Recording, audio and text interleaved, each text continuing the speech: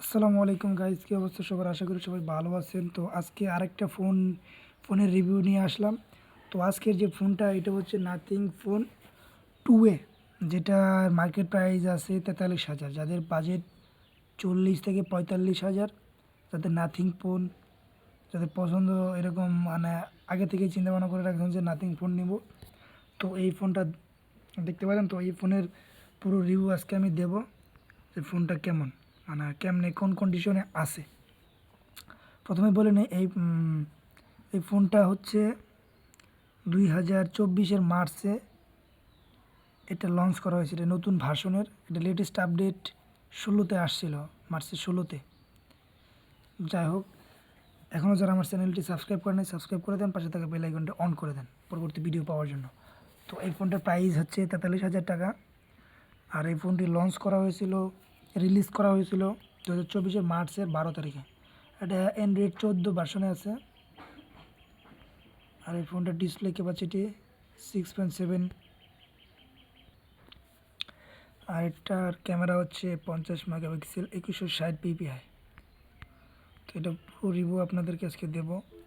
তো এটা যারা আনঅফিসিয়াল কিনতে চান, এটা আনঅফিসিয়াল প্রাইস 43,000 টাকা। আর গ্লোবালি যেটা ওইটা 330 রুপি।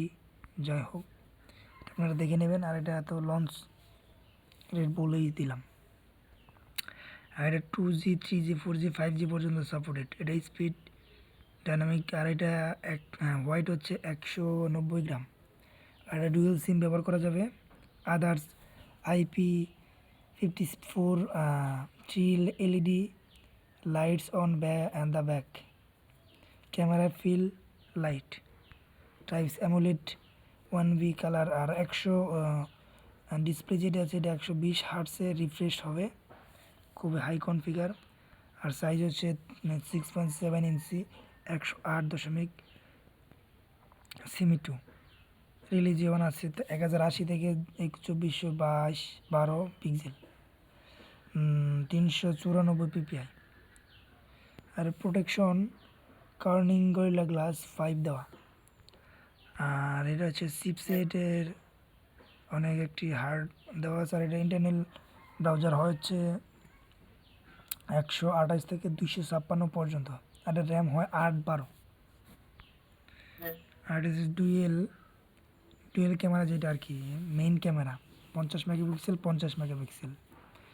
পিছনে LED light, punctuation HDR, video resolution 4K-তে 30 FPS, আর 1080-তে 60 FPS এবং কি 120 FPS-এও স্মুথলি রেকর্ডিং হবে। আর যেটা সেলফি ক্যামেরা আর কি সিঙ্গেল ক্যামেরা, ওইটা 32 মেগাপিক্সেল।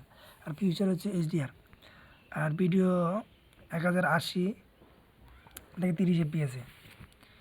যাই হোক, এই ফোনের ব্যাটারিটা হচ্ছে 5000 এমপিআর। আর এটা হচ্ছে মেড ইন ইউক্রের ফোন।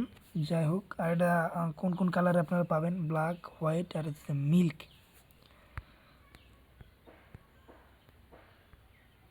এই 3টা কালারে পেয়ে যাবেন।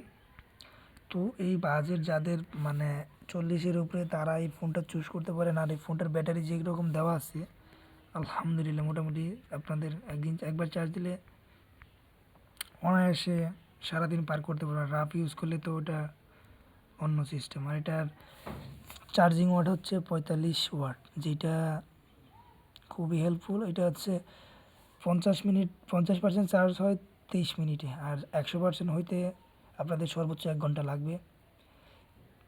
অ্যাভারেস্ট এরকম আর কি টাইম লাগে ফুল চার্জ হইতে।